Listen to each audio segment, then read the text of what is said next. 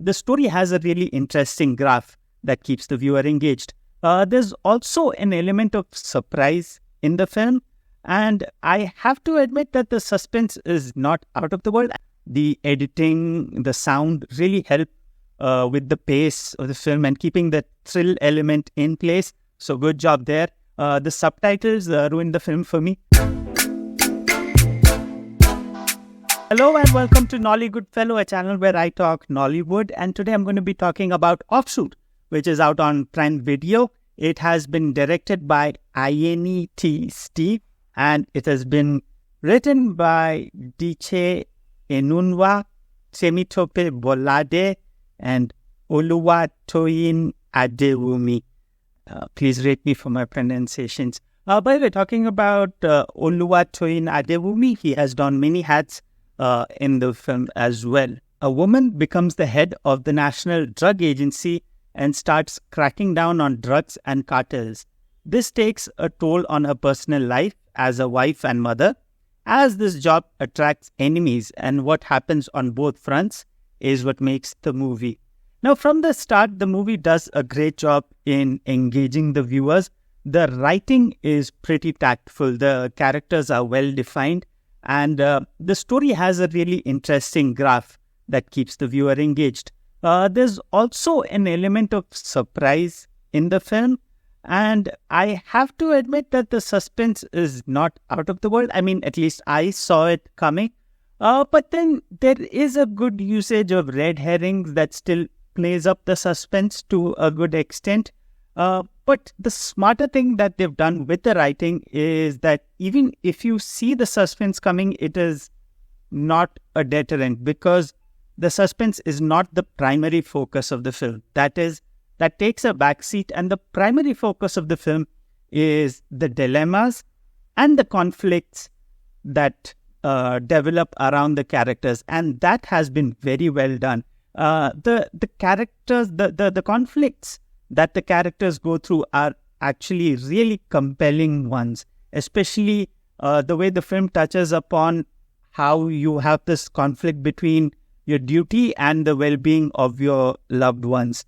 I also like a couple of other elements, like this movie touches upon the apprenticeship system in the Igbo community, which was spoken about in Afamefuna. It also touches upon the challenges of parenting, and all those things have been nicely done. And but on the flip side, one thing I did feel is that the protagonist is a strong-headed and ambitious woman, but somehow she wasn't as independent as she had to be. So, like, even at home and at her work, there was a higher level of dependency on men.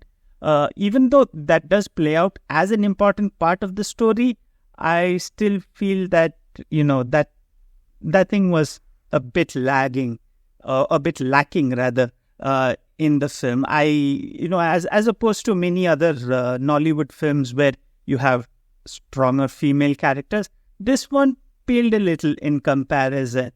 From a visual standpoint, the film was well done.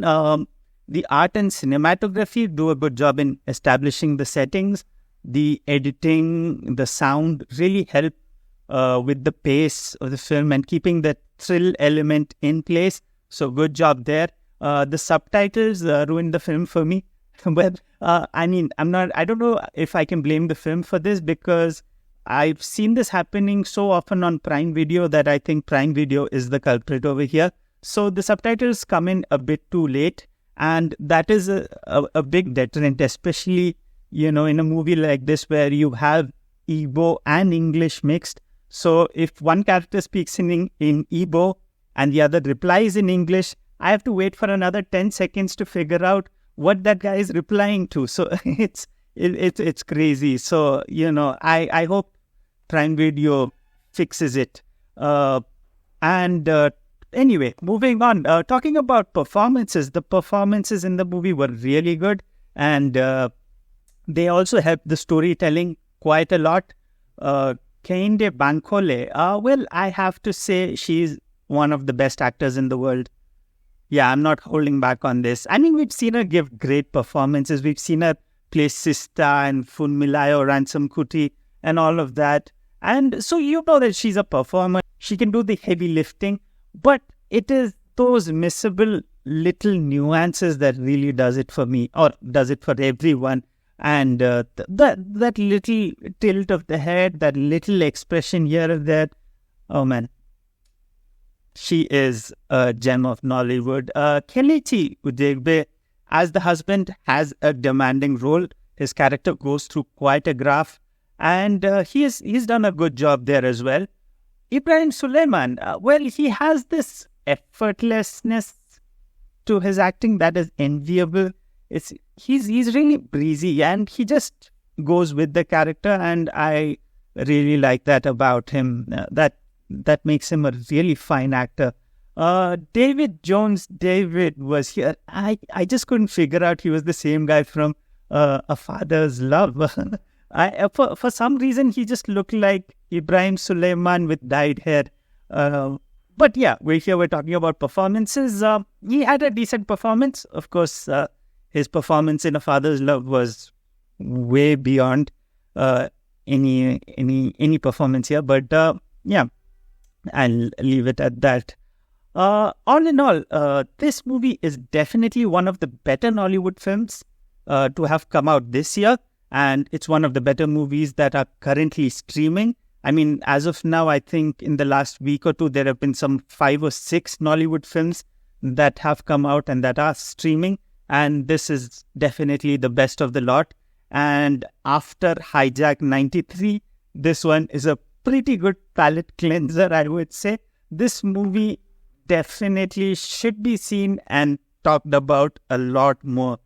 That's it for this time. If you've seen the movie, do let me know your thoughts on it. Do let me know your thoughts on my thoughts on the movie. Do like, share, subscribe, and do check out more videos. If there's any other movie you think I should talk about, do let me know about that as well. Till next time, this is me, Nolly Goodfellow, saying bye.